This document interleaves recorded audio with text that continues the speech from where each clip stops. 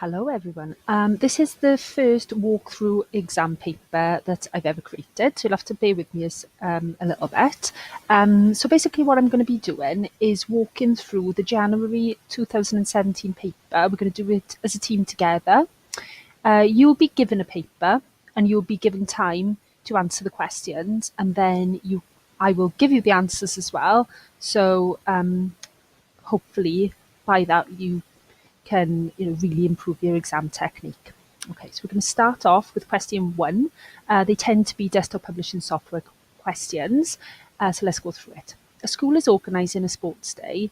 Below is a first draft of a poster created using desktop publishing software to advertise the sports day to students. So here's the poster. A1. Give 2 extra items of data that could be added to your poster. So what they're looking for there is 2 extra things that could be in the poster. So a good technique would be to have a good look and consider what's already there already and try to come up with some things yourself. So I'll give you 30 seconds to do that.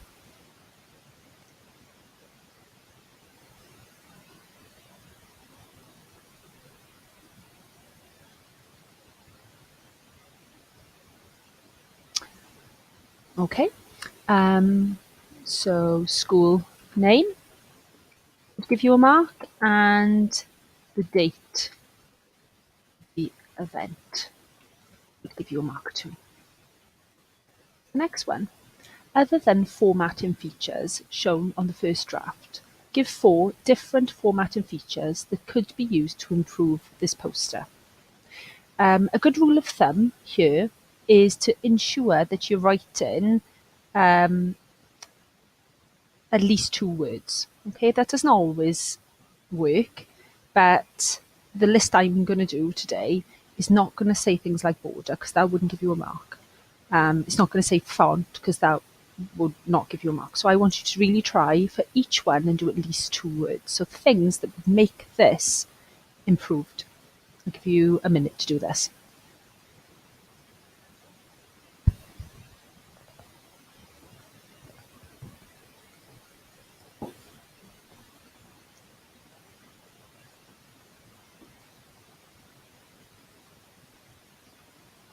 Okay, I'm going to do word art.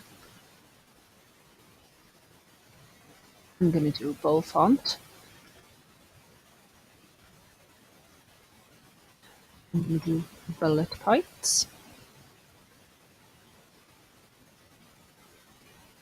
And I'm going to do coloured background.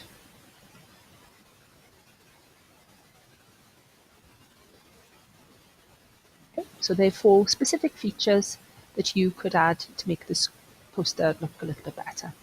Other things that you could include are things like table, auto shape, rotating an image. Okay, on to the next one. In B, they want you to tick the correct box to show the technique used, which automatically puts parents' names and addresses into a letter.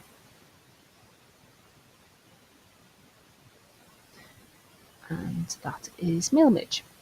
Okay, and that's where you've got a database and a Word document, and you kind of link them together, and the details from the database then appear in the Word document.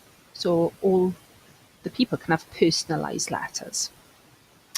The teacher uses a spell checker and a thesaurus before printing the letter. State the purpose of the spell checker and the thesaurus.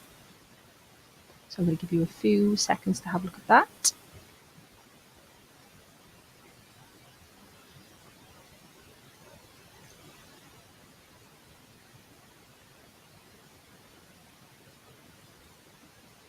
Okay, so the spell checker would be to identify spelling errors.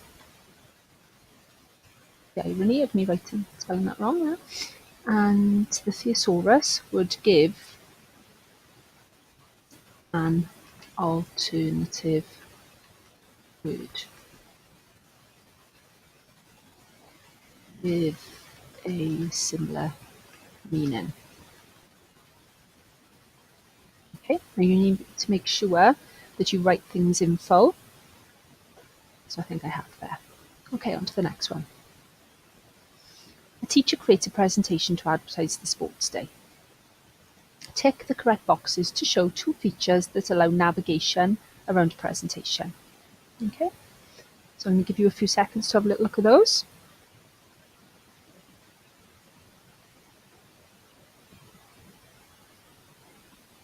Okay, so it's not master page. Hyperlinks, you can click on those to go to the next page.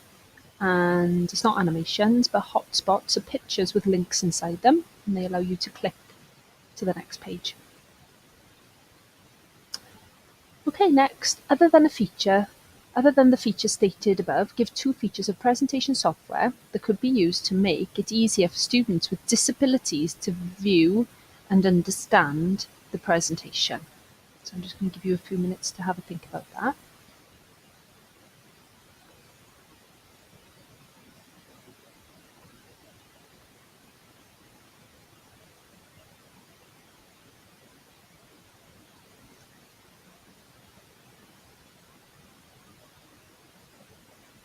Okay.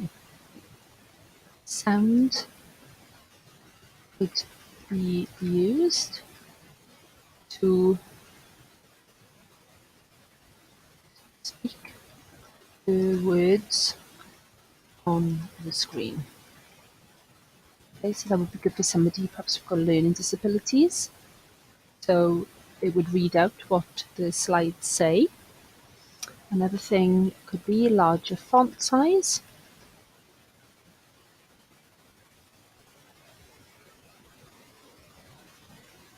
To magnify the font. You see that I'm not just writing larger font and leaving it there, I'm actually going into a little bit more detail. And that's where a lot of people go down, is they just get the idea down and don't really expand it. Okay, next one. Give 1 reason why you would compress an image or video used in the presentation. So we've done compression when we were creating our websites. So have a little think about that and have a go with that.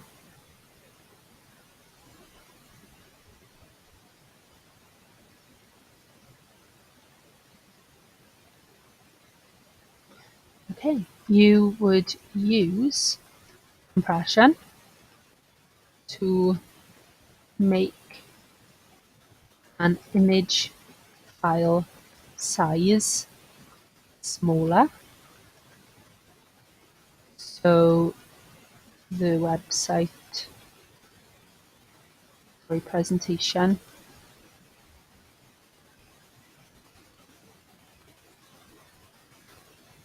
is not too big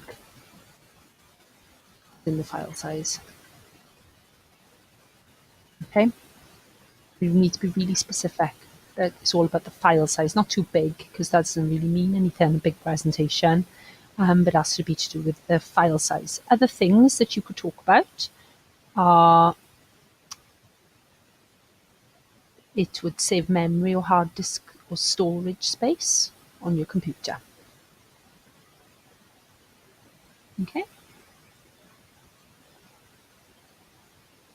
So number 2, the correct boxes below, tick the correct boxes below to show the following are information and which are knowledge. So there's no data here at all. So in a way that kind of helps us. If we remember, information is data with meaning. Knowledge is information with rules applied to it. So it needs to be something like they won the race or they were the greatest or something like that. So have a little look at those.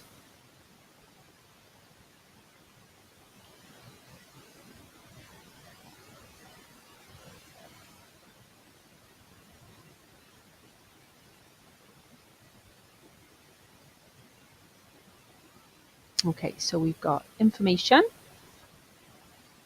won the race, student was the fastest, won the race, so that's knowledge. The prices of sports day health drinks, so that's information, and that is information. Okay, moving on to the next video.